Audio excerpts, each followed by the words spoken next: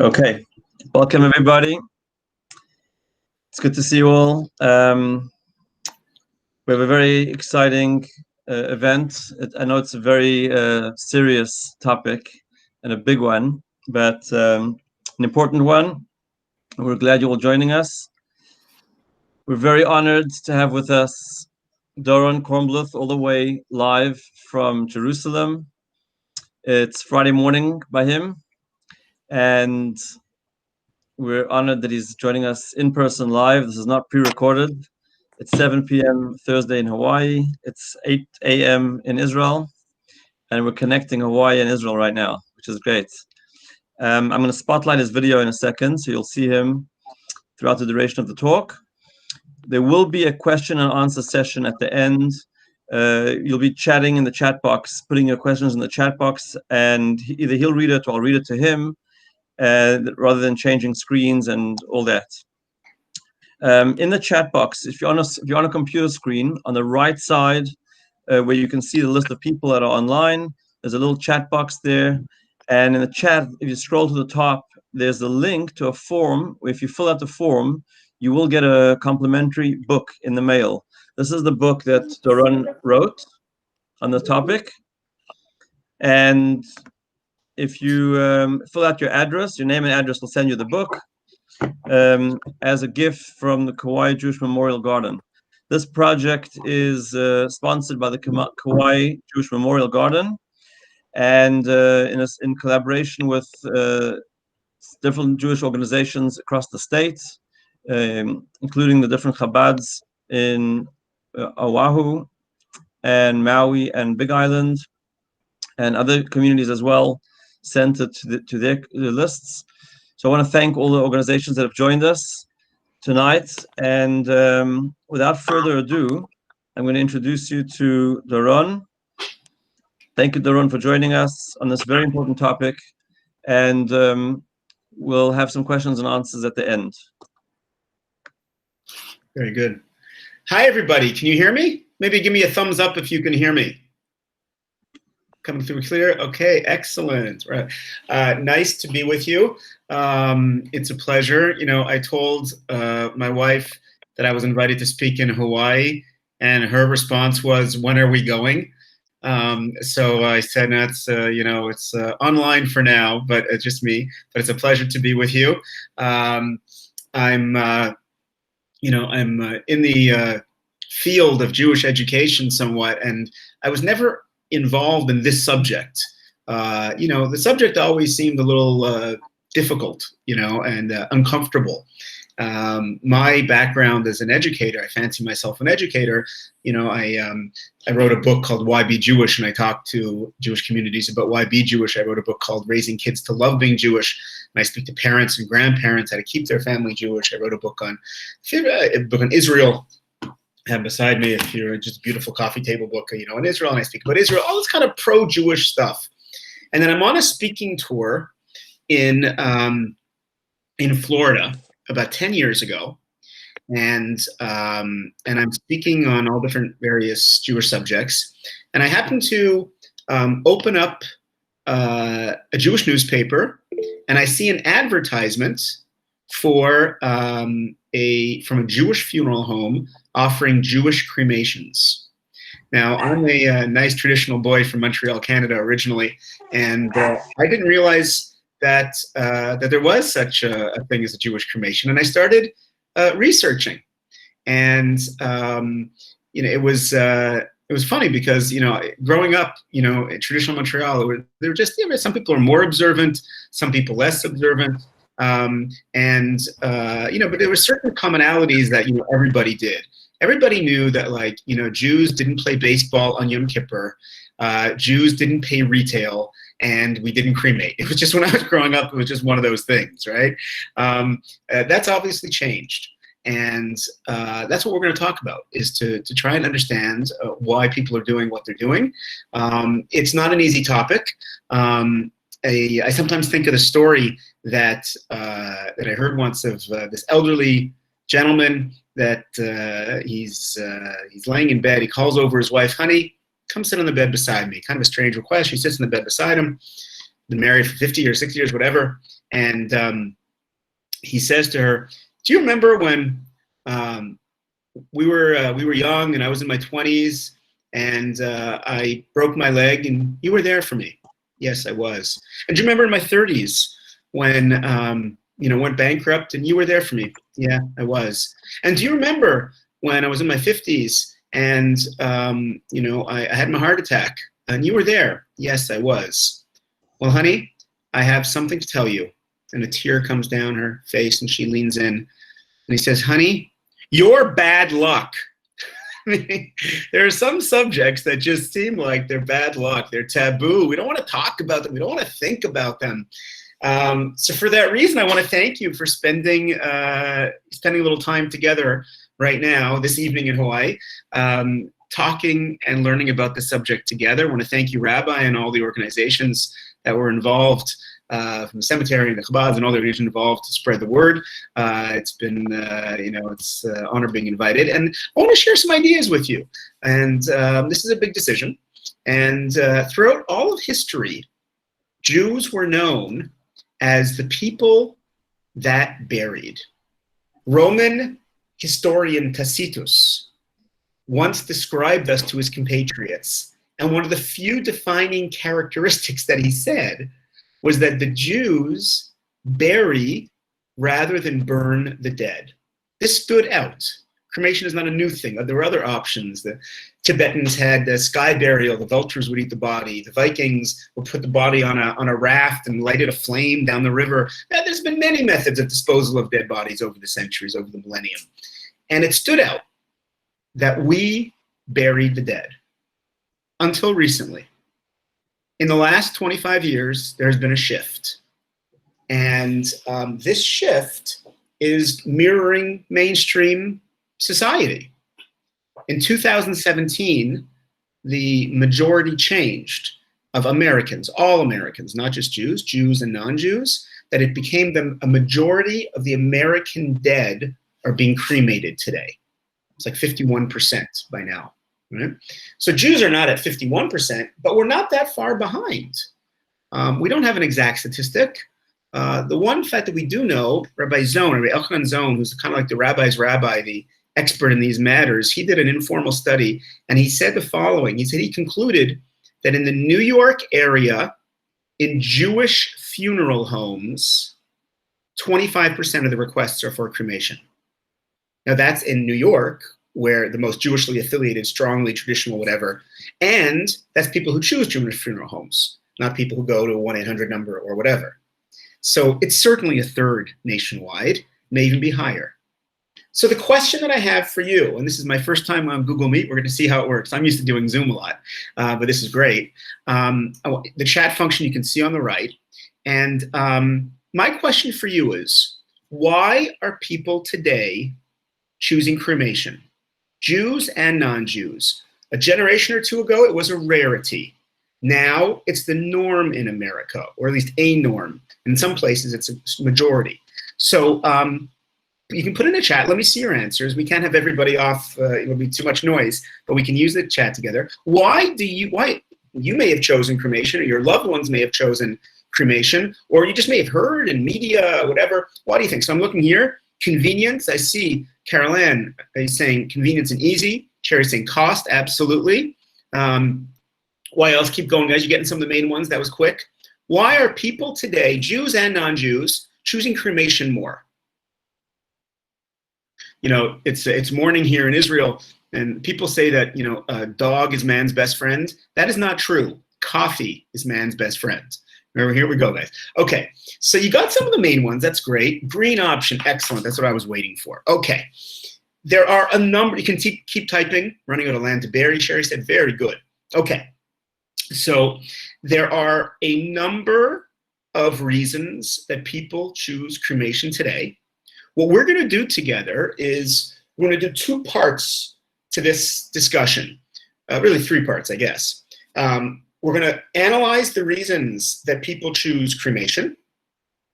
We're going to find out together and discover together that some of them are strong and some of them aren't. Some of those reasons make sense. Many of them don't. We're going to analyze them and you're going to see them together. We are also then going to flip and figure out, okay, so why is Judaism focusing on burial? And then we'll have time for questions and comments. So we said people aren't observant, running out of land. Excellent. Okay, let's go through. The first one that I want to deal with, based on some of your things here, are the environment. I'm a child of the 70s and the 80s. I'm very environmentally conscious. It means a lot to me, and spend a lot of time in nature. My side job, when I wasn't traveling around speaking to communities before Corona, is I'm a tour guide here in Israel. I take families and communities all over, hiking nature. The environment is important to me, sincerely.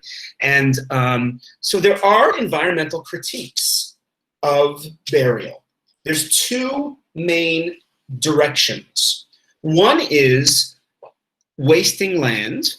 The phrase that they use is land is for the living, meaning there's a limited amount of land on the planet, limited, if you want to talk about the US, limited amount of land in the US. There's a growing population. Why waste the land on dead bodies that don't need it? Leave it for birds and bees and trees and kids and playgrounds and forests. Right? So it's interesting. It's a very moral argument, by the way, and it actually makes some sense. I mean, if you had to choose between land is for the living and land is for the dead, what do we say when we have a drink? L'chaim, to life. Life is more important, right? So it makes sense. The only problem is I ran the numbers. I'm not the first one to run the numbers, but I did it and did it accurately and had it checked. Goes like this. If every American who died were to be buried, there's roughly in Western countries a 1% death rate every year. Meaning you've got 340 million Americans. That means you have just under 3 million deaths a year. Now you have far more births and immigration, so populations go up, thank God. But that's how many deaths you have roughly a year statistically, right? Just under 1%. If that's 3 million, let's say let's say 3 million a year, right? If all Americans who died were to be buried, and I'm not speaking to all Americans, I'm speaking to the Jewish community, which is 2%, right? But if all Americans who died were to be buried, get this stat. I won't do a lot of stats with you, but get this statistic. It would take 10,000 years to use up 1% of America's landmass. You get that one stat? 10,000 years to use up 1% of America's landmass. And we all know that very few cemeteries, if any, would survive the 10,000 years. In other words, theoretically, if you had to make a choice between land is for the living and land is for the dead, I hear the question. But there's no choice to be made. There's a tremendous amount of land out there. You'll see the stats in the book, or you can Google it online, but just to give you a simple way of understanding it, next time you fly, after Corona, I hope we'll all start flying again. Look down. There's a ton of land. It's all over the place. If you want to be buried in downtown Honolulu or downtown LA or Manhattan, you're right. There are land issues. But how often do you actually go to a cemetery anyway? There's plenty of land. This is true in North America, in South America, in Europe, in Africa, in Asia, in Australia. There's only actually a couple places where it's not true, and that is Hong Kong, Singapore, parts of Japan, and by the way, there's solutions for those places. So the first environmental critique, so to speak, that we don't have enough land is what my grandmother used to call Bubmais. It's just simply not true. There's plenty of land. The more serious environmental critique of burial, of modern burial, is not how much land, because that's not really a problem. It's what happens to the land. And there's two parts to this. Number one, metal caskets. Golden Gate Bridge after Golden Gate Bridge after Golden Gate Bridge going into the ground. They have to make the metal, form the metal. It lasts hundreds of years, thousands of years. It destroys it's bad for the environment, there's no question. Number two, embalming. Essentially taking the blood, the life liquids out of the body, replacing them with preservatives so that the body will last longer. right? It doesn't last forever. It just means it'll last longer. So the preservatives are essentially, toxic. Formaldehyde is the classic one. It actually preserves the body the best. It's very bad for the environment. Gallons for each death going into the ground. Anyone notice anything that these two things, metal caskets and embalming, have in common? Rabbis, you're not allowed to answer. What do these two things have in common? What do you think?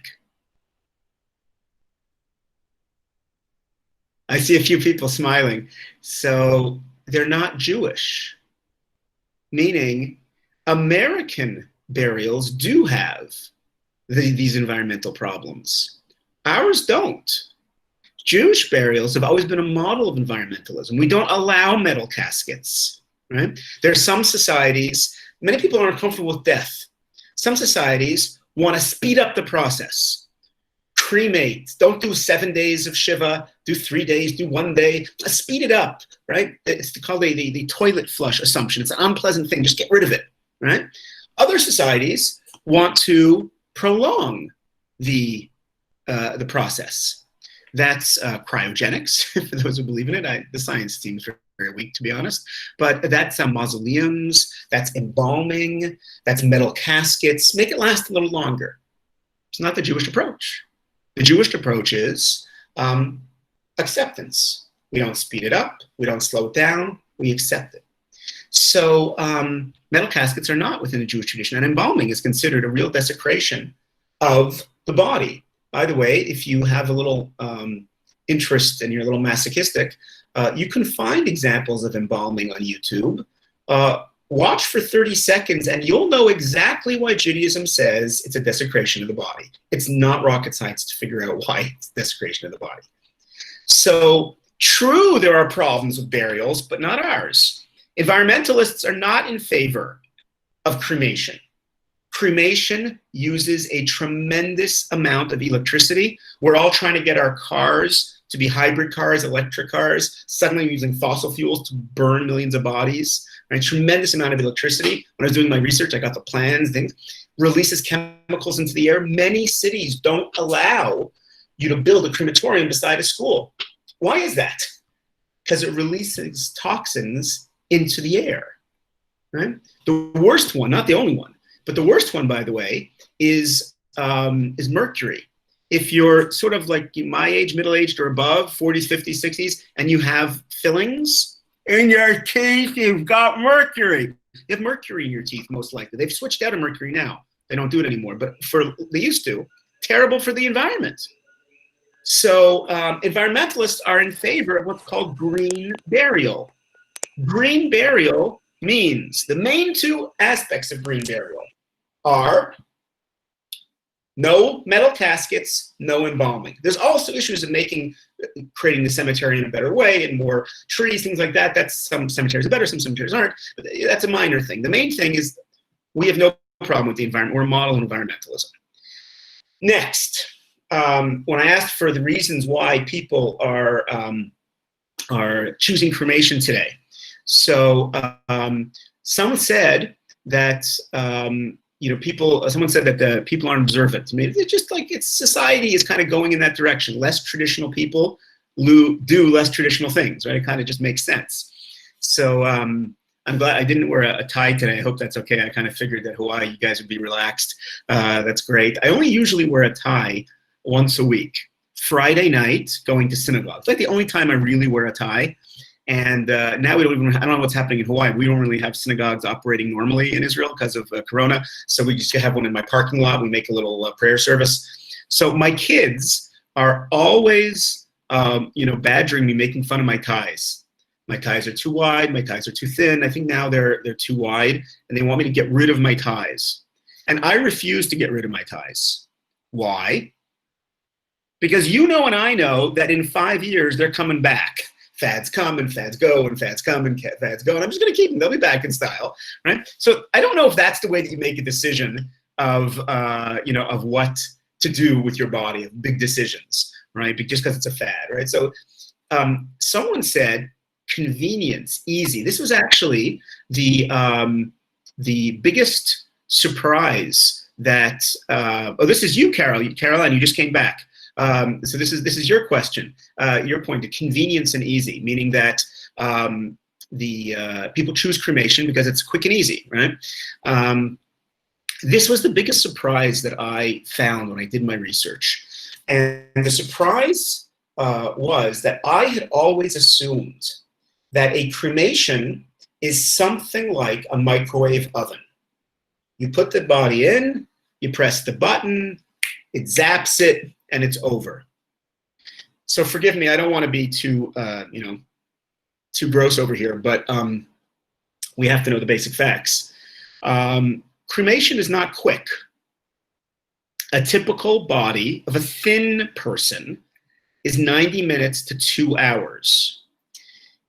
I don't know about you, but Corona's done a real number on my weight. I've put on like at least 10 pounds in the last 6 months. Just, I'm at home eating. I mean, it's just, make me feel better, guys. Also, you've had the same problem, like, putting on weight. So if you're a little bigger, it's not 90 minutes to 2 hours. It's 2 to 3 hours.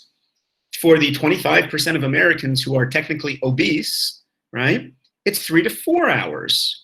During that time, forgive me, the body is not stable and calm.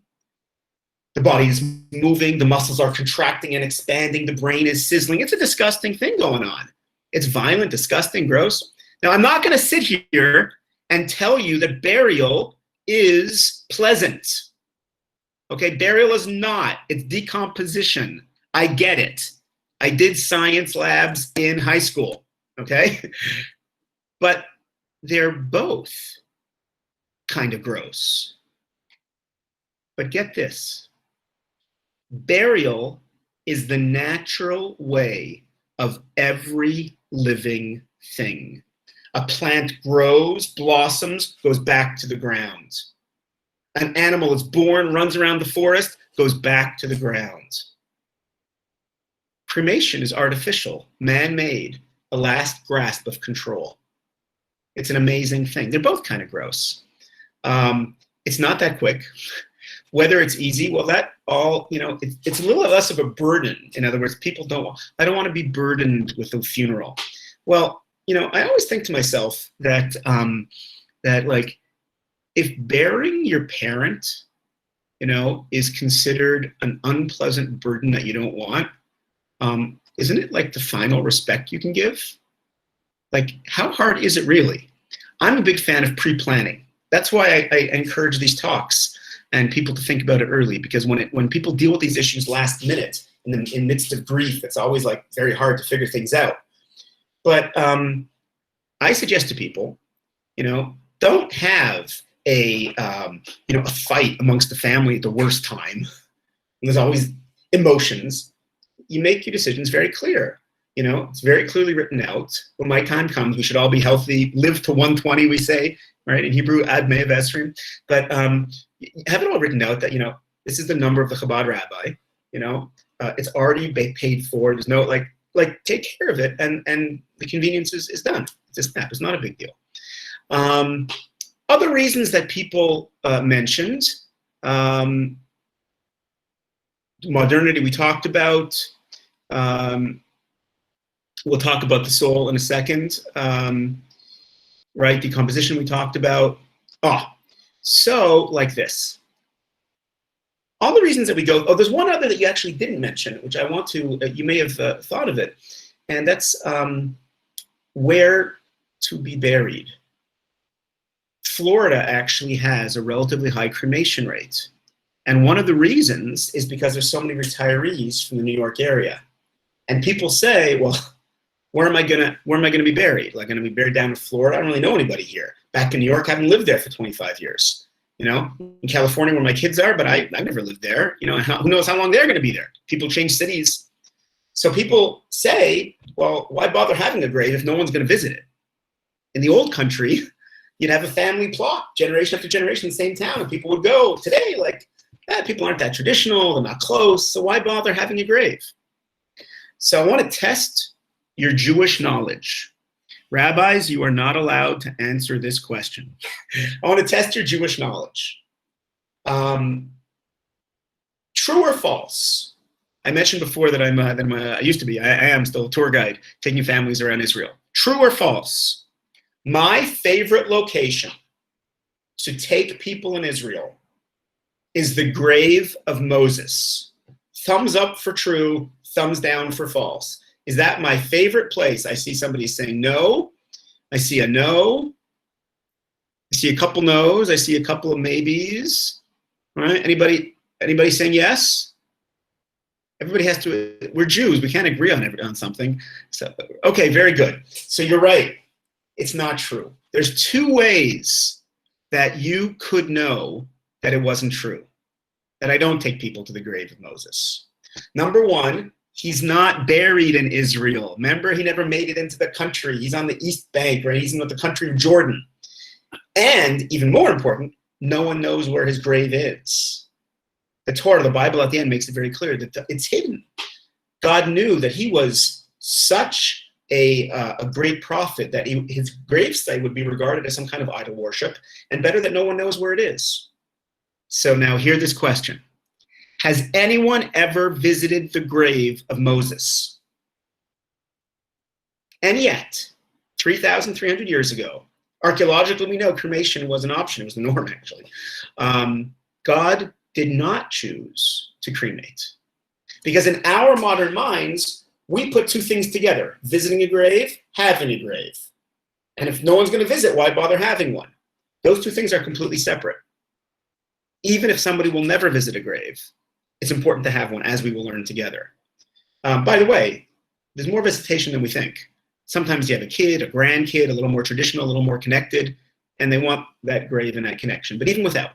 Okay, as we've done now, and I think we've gone through everything that you've mentioned, right? Very good. Falcon, you got it. Nobody's been to Moses' grave. Excellent. All the reasons that people choose cremation, they're really not true. It's not better for the environment. I know, yeah, I see that, Michal, don't worry, I'm getting there. It's not better for the environment. It doesn't, mobility, having a grave, decomposition, they're both gross. When you go through the reasons that people choose cremation, they all fall away except one. There's only one reason that I admit has validity to it. What is that, ladies and gents? Money. In most cases, cremation is cheaper. Sherry, you got it. Cremation is cheaper than burial. Not all cases, by the way. You can do an expensive cremation and a cheaper burial. It's not automatic. But 3 times out of 4 or 9 times out of 10, whatever, cremations are generally cheaper, right? So the question is, why is it worth the extra money? As we've gone through, we're now pivoting.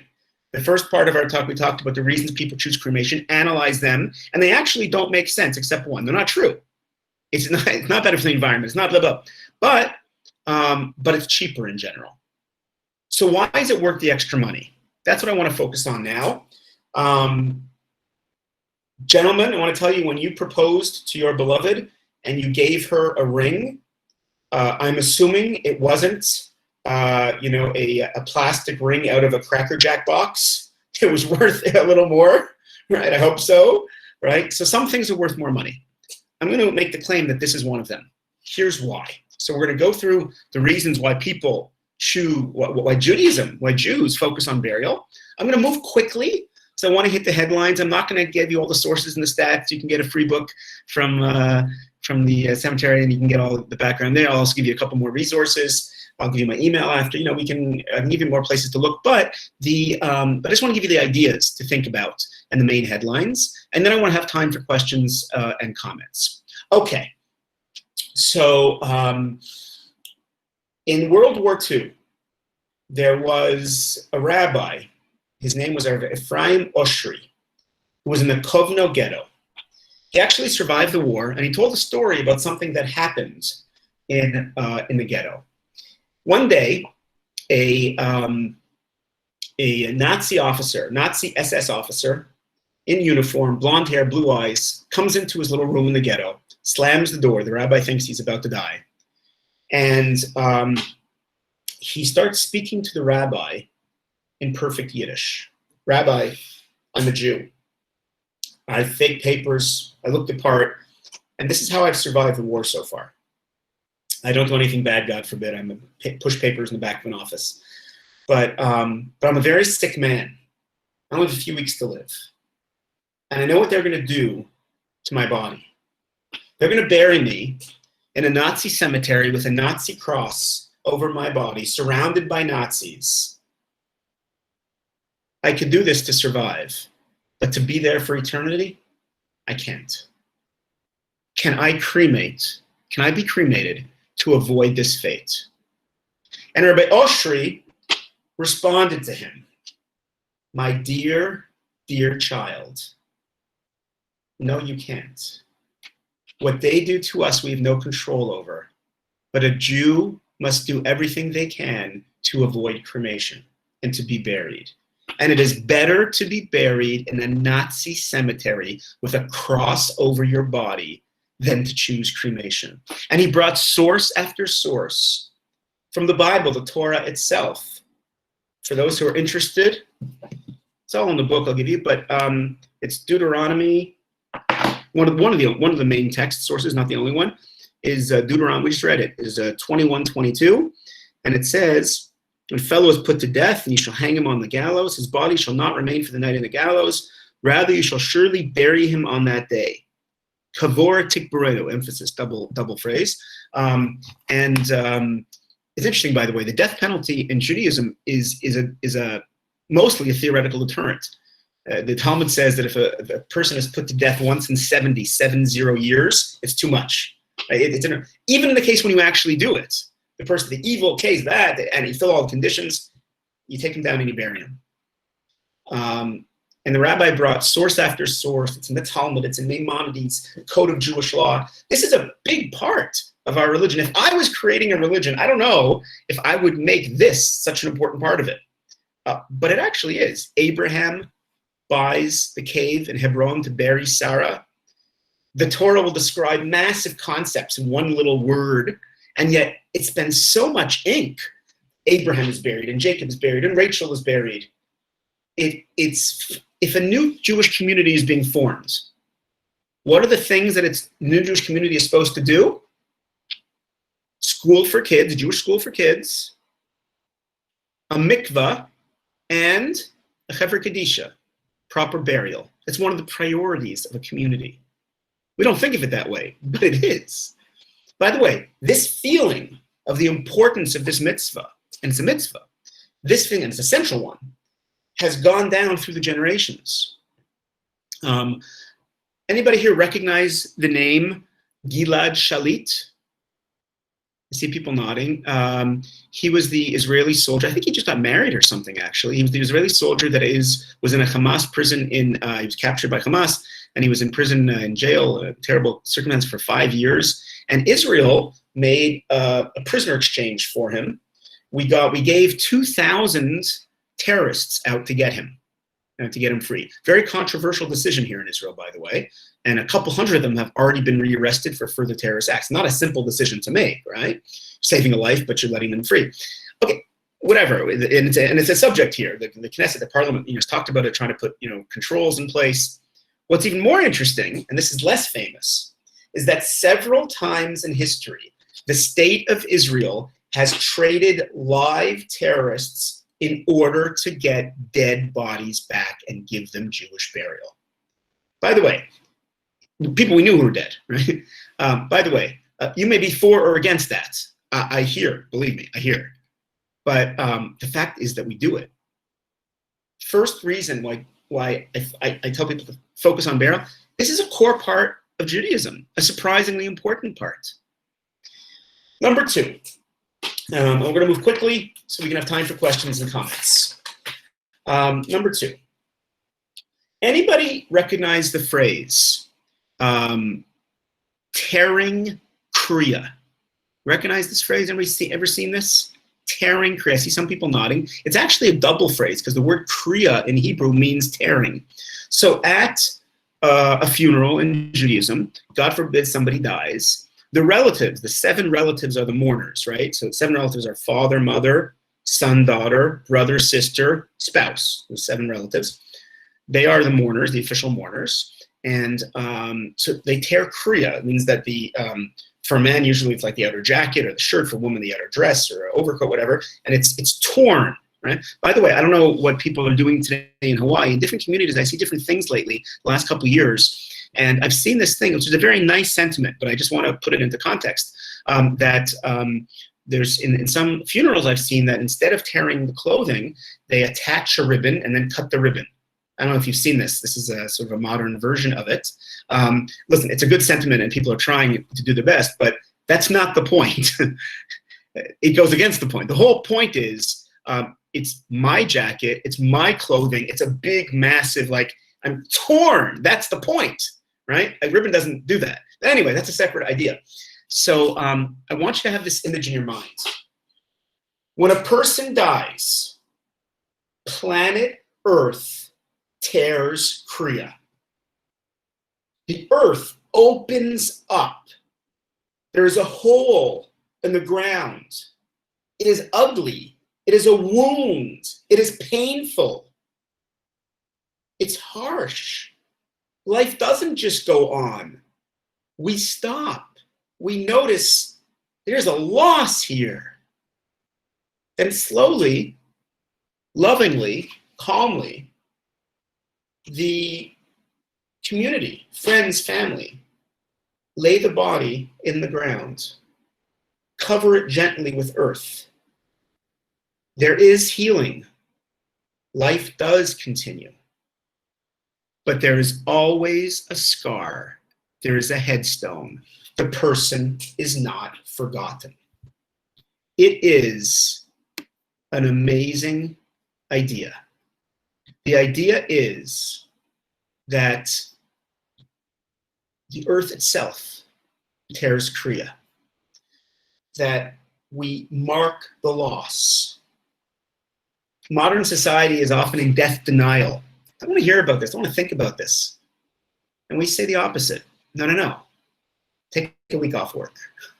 Don't shorten Shiva to a day. Sit there and accept it and deal with it and remember the person and focus on the stories. Graveyards are important. Young people today sometimes look at life as a snapshot. What's happening today? What's happening today? It's not about today. We're not living in a snapshot. We're living in a movie. I was born halfway in, everything people did for me and I received, and I am going to leave the world halfway in, so to speak. and I'm part of a historic community. Healthy societies need the presence of the dead. We shouldn't ignore it. Another idea. If you were to make 2 maps of planet Earth, and one map was focused on monotheism versus polytheism and atheism, meaning where people believe in one God versus many gods or no gods, and another map was focused on burial and cremation, you would find that with only a few exceptions, those 2 maps are essentially the same. In other words, the more people believe in one God, more people are monotheists, the more likely they are to choose burial. There's exceptions to the rule, few. Internationally, just think of India, belief in many gods, right? Cremation is the norm. Christian Europe, when it was religious and Christian, the Catholic Church outlawed cremation for 1,500 years, from Charlemagne to the 1960s. Right? It's only post-Christian Europe that cremation has now come back. Even in the States, by the way, the stats are fascinating. In what's called the Bible Belt, Mississippi, Alabama, things like that, cremation rates are far lower. In the more quote-unquote secular Northeast and California, cremation rates are higher. There's a natural, intuitive connection between belief in God and burial. There's a lot of literature on the subject as to why that is. I want to share with you my understanding. The Bible, the Torah, says at the very beginning that every human being is created in the image of God. That's not a physical idea. God doesn't have a physical body, But our image, our body has something divine, something special about it. And you don't mess with it.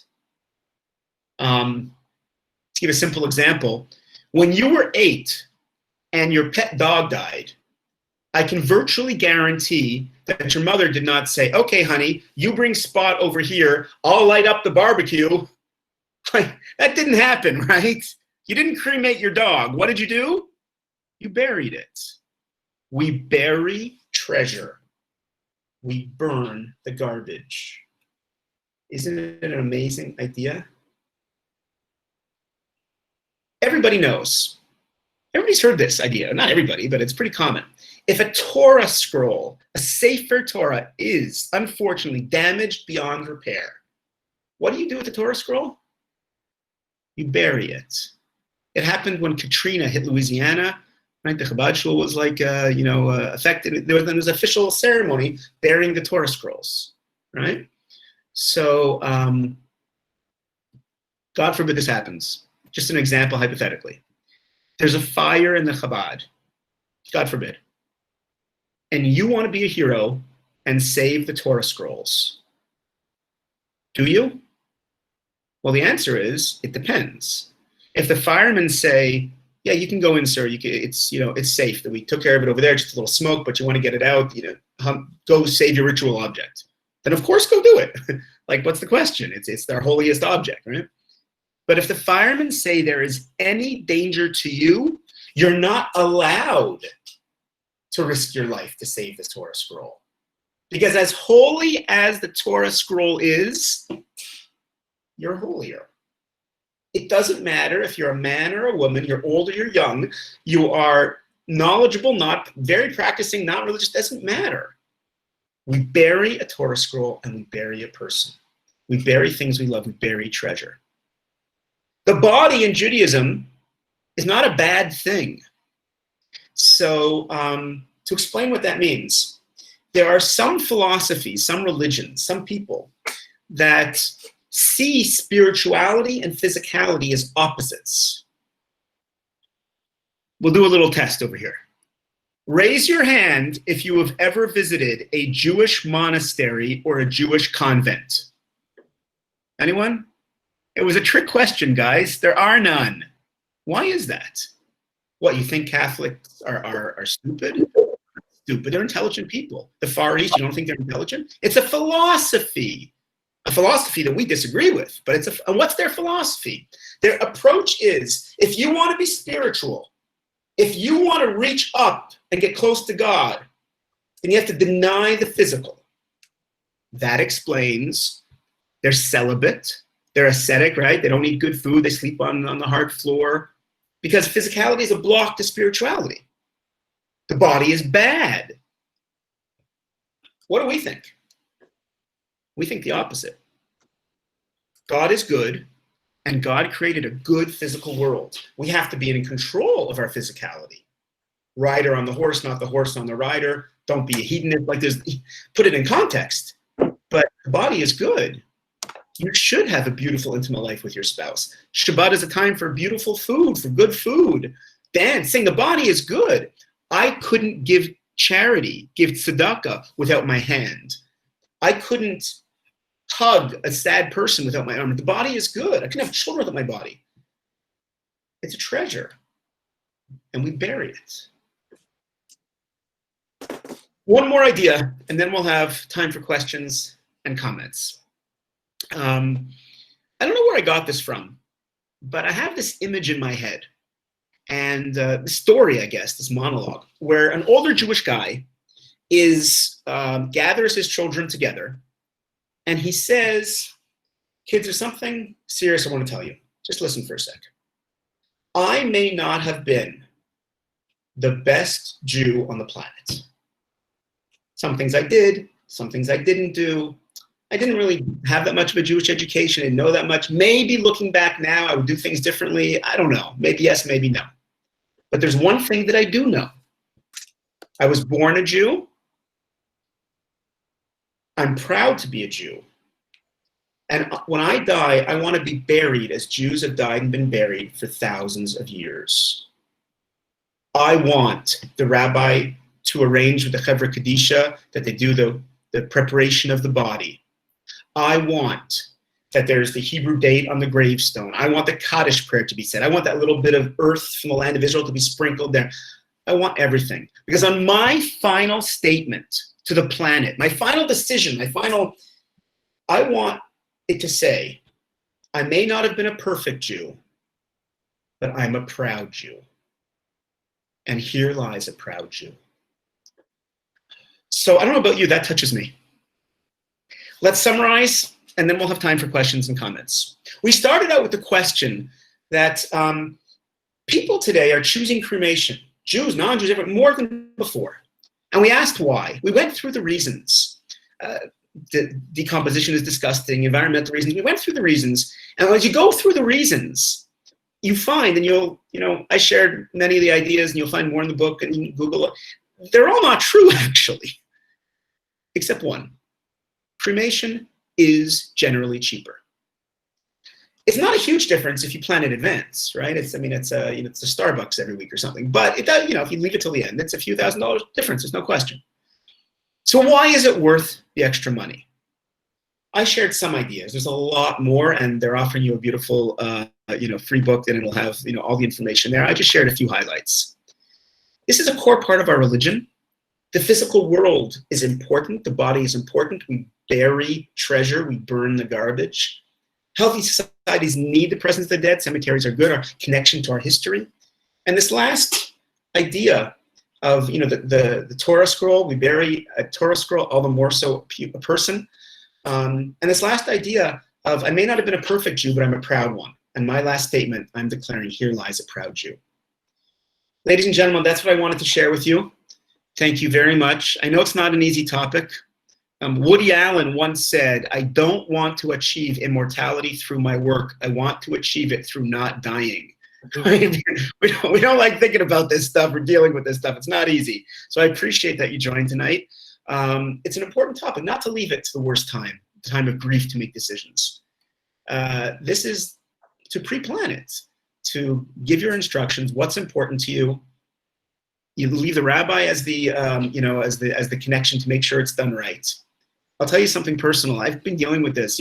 My main topics for many years that I deal with was nothing to do with burial and cremation. It's positive Jewish identity stuff. How do you pass it on to your kids? Relationship stuff. I give a talk on happiness, and so it's the last 10 years that I've been dealing with this, and I deal with it a lot because it's such an issue. I have never met someone who chose burial for their loved one and regretted it. I have met so many people that chose cremation and came to regret it.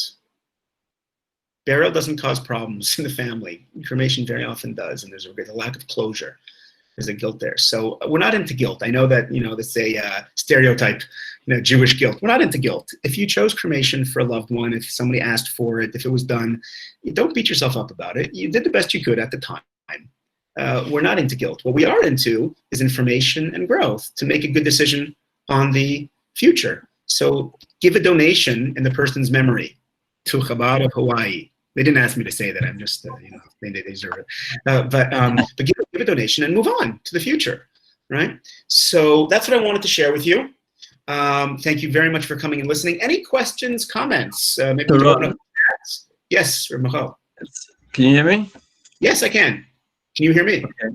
Yeah. I just want to say a couple of things before we take questions, if you don't mind, okay? Please. So you guys can put your questions in the chat box, and Doron will address the questions. First of all, I want to say thank you to Doron for this wonderful presentation, and very informative, insightful. There's a couple of things I want to do. I'm going to play you a short testimonial from a family in Hawaii that some of you may know, part-time residents that are going to be moving back here soon, about this personal journey from cremation to burial. And what's interesting about this is that the woman, Rena, that I'm going to show you the video of, is actually an environmentalist by profession. So she, this is her life, this is her work, and she'll talk about her journey. Also, I'm going to share in the chat box. There is a link in the chat box already. If you scroll up, you'll see a form. If you fill out that form, you will get this book. This is Doron's book, Cremation or Burial. I will send this book complimentary as a gift from the Kauai Jewish Memorial Garden to you in the mail. Just put in your address in the form, and this is our gift to you. I will also put in a link in the chat to what's called a halachic living will, which basically is a form that you can fill out to add to your will, to put a stipulation that you want to have a Jewish burial, and that becomes part of your will. And there's different forms out there. If you Google it, you'll find them. I'm going to put a link in the chat box in a minute. In fact, let me put it in there right now.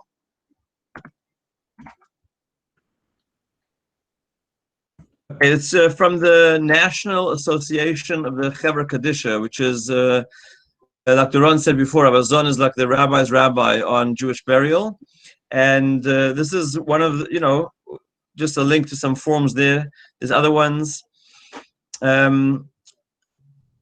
me just play this video real quick. I'm going to try to do a 60-second video, and then we'll take questions from Doron and continue the...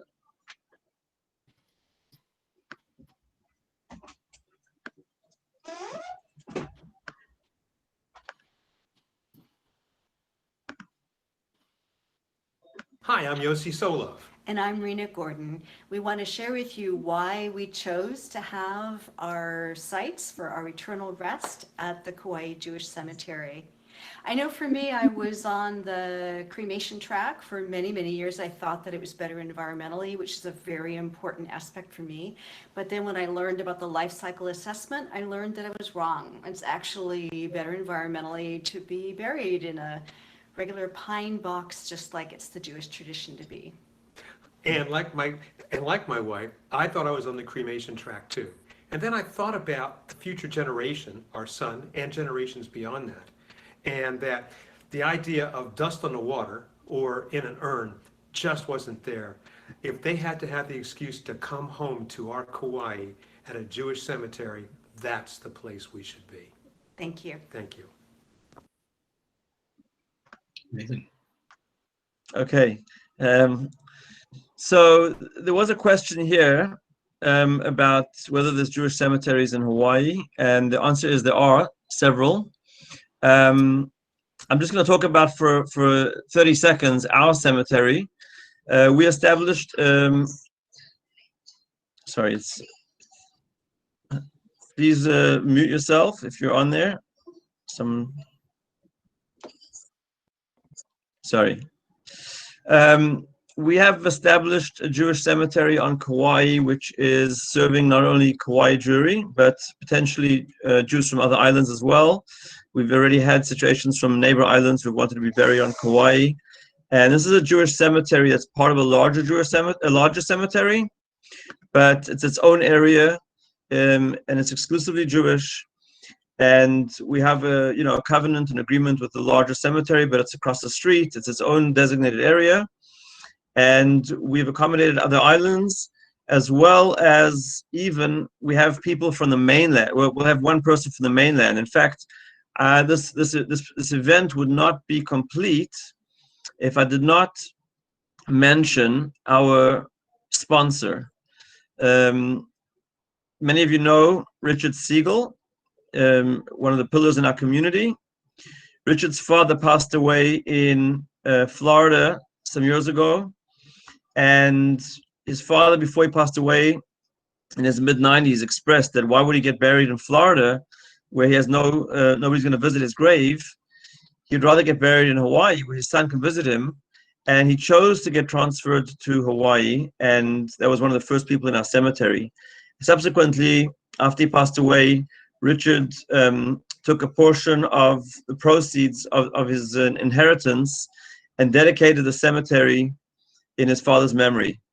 So I want to thank Richard Siegel for making it possible for us to have a Jewish cemetery on Kauai. It was a huge gift that ensured a Jewish burial, for potentially generations to come. Obviously, we pray for Mashiach, and when Mashiach comes, we'll have the resurrection. But until then, In fact, it says in our bylaws that the cemetery will be functional until the resurrection. So it'll only be legal entity until Mashiach comes. But until that time, we have place for Jews in Hawaii.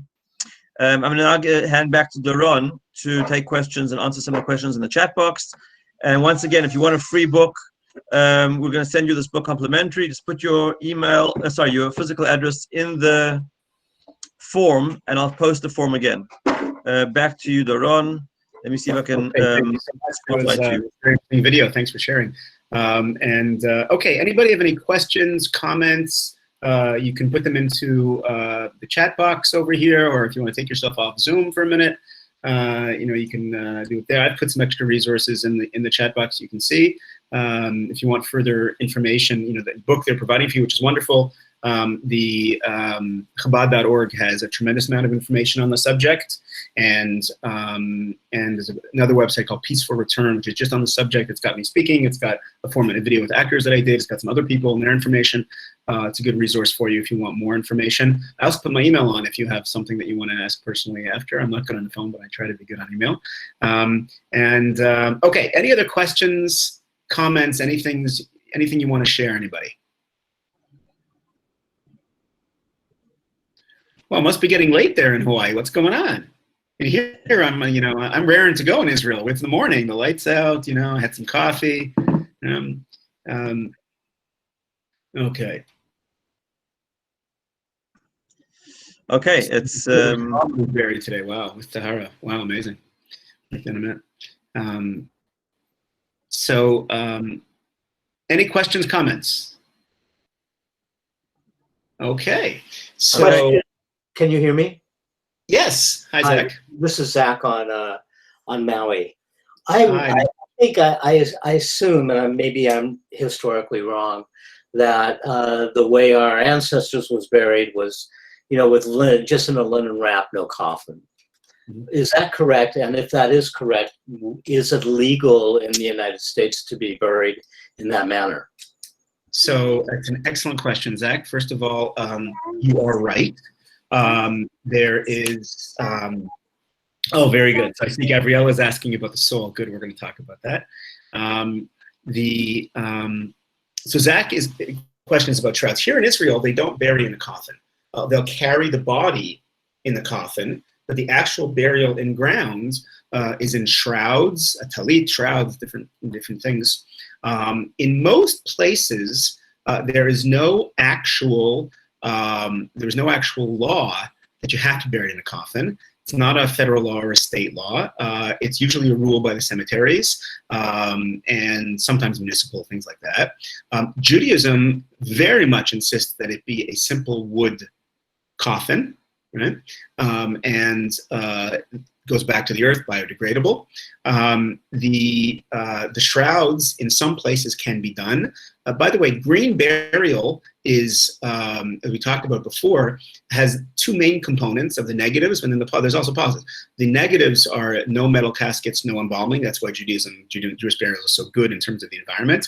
And the research is pretty clear on that. It was good to say, I don't know, in that video that you showed of the environmentalists who echo these statements. It's a huge misconception, but it's very consistent.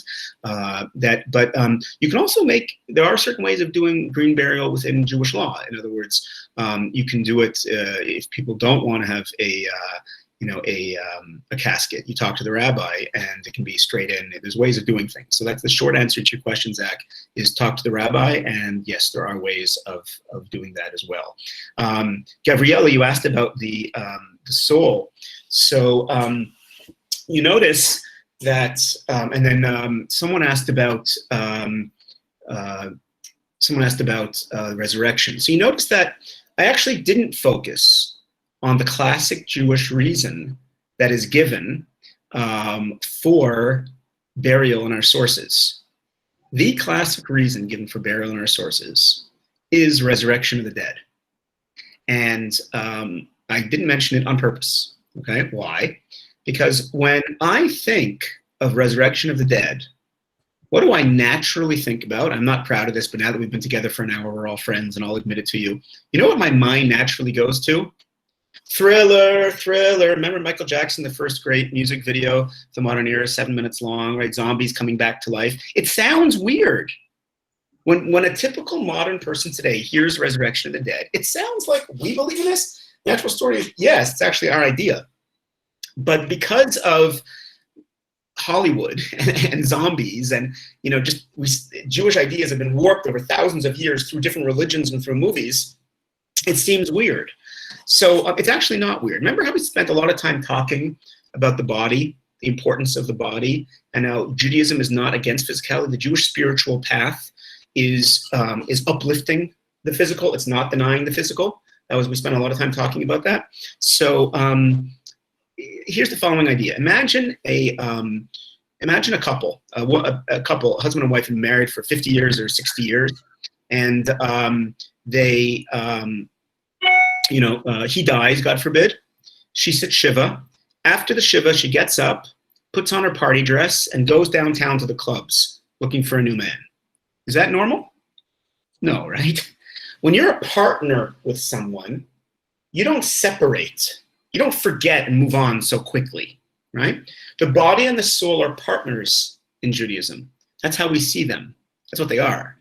The body is not an enemy. It's the vessel with which my soul can do things in the world. The soul does not forget about its body. Anybody, when you were in Israel, did you have any experience visiting with Druze, D-R-U-Z-E, Druze Israelis, not Jews, Druze?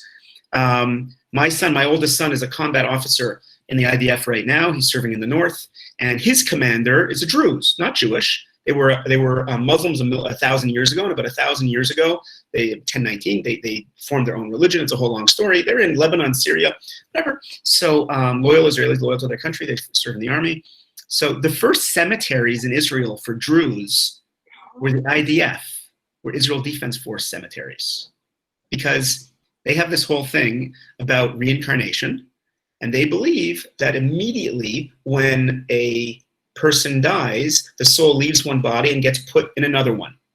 And so the body is, they would just literally, they would throw the bodies in the garbage. They didn't care. We're saying this person fought for the state of Israel. We're not putting them in the garbage over here. So now they fear. So the Jewish idea is that the soul and the body are partners. And when, just like that, the widow doesn't just move on to somebody else, the soul just doesn't leave its body.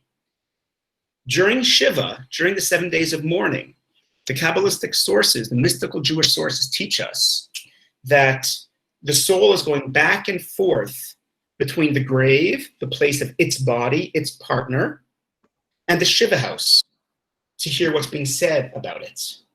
Slowly but surely, the 30 days, the 1 year, right? The soul, more and more of the soul is going up to heaven. But it's always connected to its place. That's why people go there very often on the anniversary, the yard site of the person. The always has that little bit. Anybody here ever see Jurassic Park? One of the Jurassic Park movies? There's those dinosaur movies. The premise. The premise is they find like a mosquito bites a dinosaur. 1 billion years ago. It was filmed in Hawaii. I didn't know that. So a mosquito bites a dinosaur. Millions of years ago, whatever it is. And it gets fossilized in amber, and they take the DNA out and they recreate dinosaurs, right? So it's like science fiction movie, right? It's actually more science than fiction in a way. Do you remember when they cloned the first sheep, Dolly? Remember that big thing? That's 40 years ago. I was in high school. The technology is way past that now. What's really slowing down cloning today is moral obligations, moral problems with it. It's not technology. So the Talmud says that there is a part of a person's body, it's called the luz bone, L-U-Z, the luz bone that survives and will come back with the resurrection of the dead. So I was always bothered by this, because if you ask a forensics expert, there is no luz bone. What do the Talmud mean? There's no bone that lasts forever. But there is DNA. And I personally think that's what the Talmud was talking about. There's the littlest thing. You can't even see it with your eye. That is DNA, and it lasts forever. Voltaire once said, it's no more of a miracle to be born twice than to be born once. And you take the physical can come back. We talked about how important the body is. The soul reaches its highest expression in the physical. That's why God puts us here. Our reward is in the future. And the physical comes back. It has some role to play. It's not even clear what that role is, and I certainly don't understand it. But the point is that God will take care of the victims of the Holocaust that were cremated against their will. I guide people in Poland and Eastern Europe. Okay, I'm very into Holocaust education. I think it's really important, right? God will take care of those two. It was a double murder. Right? It was the murder of the person, and then they didn't even give a Jewish burial. So, but for a Jew to choose cremation, that's a real difference, and that's what we encourage people to spread the word, to talk to others, and to encourage Jewish burial. There's two separate subjects which are connected, right? Subject number one is burial versus cremation. That's the Ephraim Oshry story that we talked about in the Kovno Ghetto, right? That better to be buried in a Nazi cemetery with a Nazi cross than to be cremated. That's just a yes or no. But then there's the whole thing of doing it right. We talked about, the guy who says to his kids, I may not have been the perfect Jew, but I'm a proud one, right? And I want everything done right. And that's a Jewish cemetery, and that's the shrouds, and that's the purification process. It's a beautiful, I'll tell you, this is going to sound a little weird, but, I've the tahara, the washing of the body, is one of the most beautiful things I've ever witnessed in my life, in a strange kind of a way. It's hard to kind of see holiness. We strive for holiness. We sometimes we feel a moment on Yom Kippur thing, but it's an amazing thing what is done with the body when it's done right. So that's the other half of the coin, right? Burial versus cremation, and then choosing the Jewish way in death and mourning, choosing to do everything right. Okay. Yes. Reincarnation. Doron, Yeah. can I just say one point about the soul? Please. I learned, and you can correct me, I believe that you were saying about the partnership between the body and the soul. They live together, they live the entire life in this world together. And my understanding is that there's a relationship and a parallel between the decomposition of the body in the ground and the soul's journey back to heaven, or back to the source where it came from.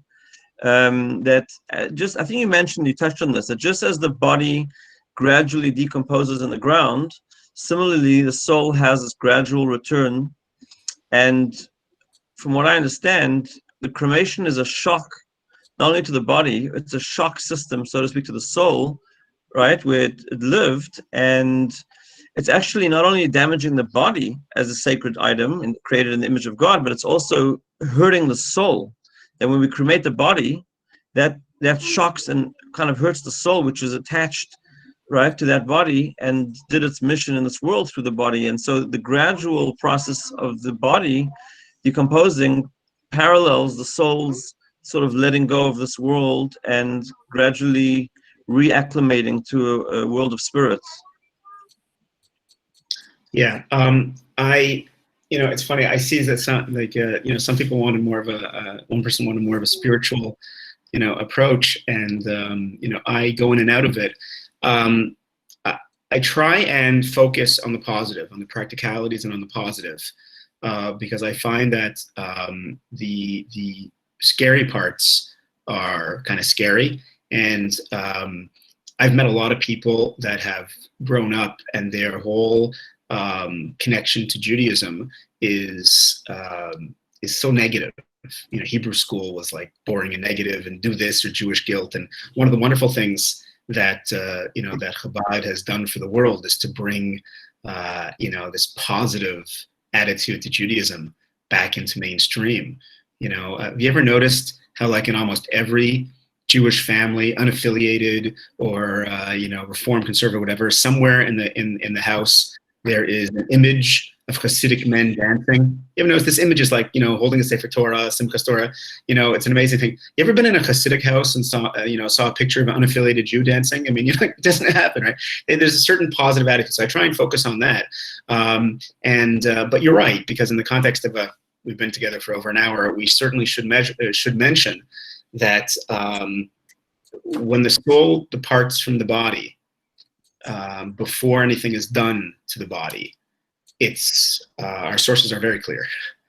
Its greatest wish, what it is asking for and begging for, is a proper burial, because a proper burial and the year-long, the decomposition, the sarcophagus, that the Romans used to use a sarcophagus, the box they put the body in, right? And sarcophagus literally means flesh eater. That's what it means, sarcophagus. They would put the body in, the flesh would decompose, and they would take the bones out. By the way, Jews did this in a different version. If you've ever been to some of the sites in the north of Israel, the ancient graveyards from Second Temple times and from Talmudic times, the ones that are left are caves, right? Beit Sharim, national site. It's a necropolis, city of the dead, a Jewish one. You go into the cave, and they use sarcophagi, right? So how does that fit with Judaism? Well, like this. First of all, there were millions and millions and millions of Jews who lived here, right? And we've only found less than 1,000 graves in terms of the cave graves, right? So where are the rest of them?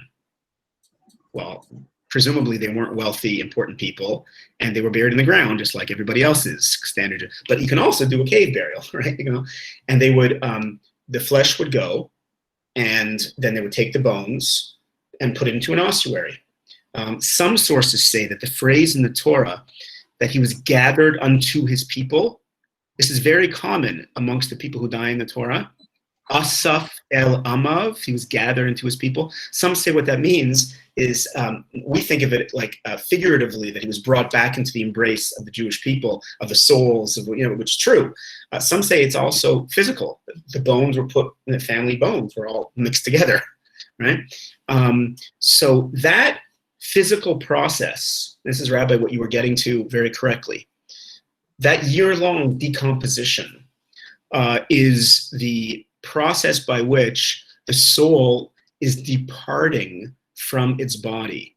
By the way, the sources are different, and it's hard to get clarity as to exactly what the soul feels and the soul doesn't feel. But there is an idea that decomposition, even though it is unpleasant, is part of the purification of the body, the purification of the soul, right? And the step towards the afterlife. So that definitely exists. Again, if you chose cremation for your loved one, if they chose it, if you chose it, don't start feeling guilty about what you did to their soul. And no, that's not our direction. It's not the way that we see things. Okay, you give a donation, you move on. You did what you thought was best, and what they did what they thought was best. But absolutely, this is, by the way, that people say, well, listen, I agree with you. I want to choose burial, but what can I do? My brother, my sister, my parent asked for cremation. And you go against their request. We're the people who taught the world about honoring your parents, right? It was a new idea, the Ten Commandments. There's also the Talmudic idea. It's called Divrei Hameis Mekayimim, that we try and fulfill the requests of the dead. So don't we listen? And the answer is, we listen to what the person really wanted, what their soul wanted. Based on misinformation, they thought it was better for the environment. They thought you didn't want to be a burden to you. They wanted to save you the money. That's why in the material world, that's why they said what they said. But what their soul really wanted is its tikkun. We're all here for a tikkun, fixing ourselves in the world, and that's what the soul is dying for, if you forgive the phrase. Okay, any other questions, comments, anything anybody wants to share? Okay, Doron, I want to thank you very much for your presentation. And I wanted to just say, if anybody has questions, Doron's email is in the chat. You can also email us at info@kjmg, Kauai Jewish Memorial Garden.org, kjmg.org. And I want to just finish up by saying that there are many people who may choose to live a secular life or a very partially observant life, and that's everybody has choice to do that. When it comes to death and burial, even if a person may not be religious and they consider themselves reform, conservative, secular, non-denominational, atheist, agnostic, whatever it might be, one thing that wasn't mentioned that I want to mention is that the Torah says very clearly that the body should return to the earth. So it's almost like you have to make a bet between what we think today in 2020, right? What's best, and the Torah. Even if you're not religious, but you know that the Torah, which is sacred, which comes from Hashem, is saying that this is the best thing for your body. This is how it's designed. So I think that even a person who didn't live their life, who chooses not to live their life religiously, but when it comes to death and burial, they want to make sure that they buried as a Jew. The end of their life as a Jew, and what will happen to their neshama, to their soul, right, ends in a Jewish way. And we've seen this throughout the years. People who were not religious the entire life, who had no obvious connection to their tradition, on their deathbed, they said, Shema Yisrael, Hashem Elokeinu, Hashem Echad. They called out the oneness of Hashem. Something about the neshama, about the soul, comes out towards a person's end of life, and there's a deep soul desire to do what the soul knows as right. And so you can't go wrong knowing that the Torah says that there's absolutely the best thing for you is to have a traditional Jewish burial. And even if in your lifetime you know it's too much to do this, to do that, but this is like the final mitzvah. And I want to thank also those people in our community and every community who are part of a Chevra Kadisha. It's very, very challenging when somebody passes away and people have to come and drop everything and attend a funeral to make a minyan for someone to say Kaddish or to do a tahara, which is not an easy thing. And there are people in our community that I want to salute, and we take our hat off to, and we thank them for doing the last final mitzvah called Chesed Shel Emes, which is the last mitzvah you can do to, the ultimate chesed, to escort our deceased to the final resting place. And we have people who volunteer for this, who don't show up to davening, not for Rosh Hashanah, not for Yom Kippur. Some people don't come for Pesach, Seder, Chanukah. You won't see them in shul a whole year. But if someone passes away and we need a minyan for burial, there are people who will show up for that. And that's an amazing thing that shows you that deep down people know that this is a very sacred mitzvah, and making it possible for people here in Hawaii to have a kosher Jewish burial. So I want to thank all those that are involved. I want to thank once again Doron for joining us, all of you for joining us. And any questions, you can email him, Doron Kornbluth @gmail. You can email me at info@kjmg.org. And I think we'll wrap it up. We've been going for 1 hour and 20 minutes. Thank you, Doron. And let me put you on for one last goodbye. Can you hear me? Everybody, it's been a real pleasure. Thank you very much. Again, this is the beginning of a journey, beginning of a conversation. And please take a look at the book, the resources, and most importantly, talk to the rabbis. Right? It's one of those the last decision you'll ever make. So make it a good one. Thank you. Have a wonderful night. Safety and health to everybody. To Am Yisrael, the Jewish people in the whole world, and look forward to meeting you sometime in person, hopefully. Okay, be well, everybody. Thank you. Shalom, shalom, shalom aloha. Shalom.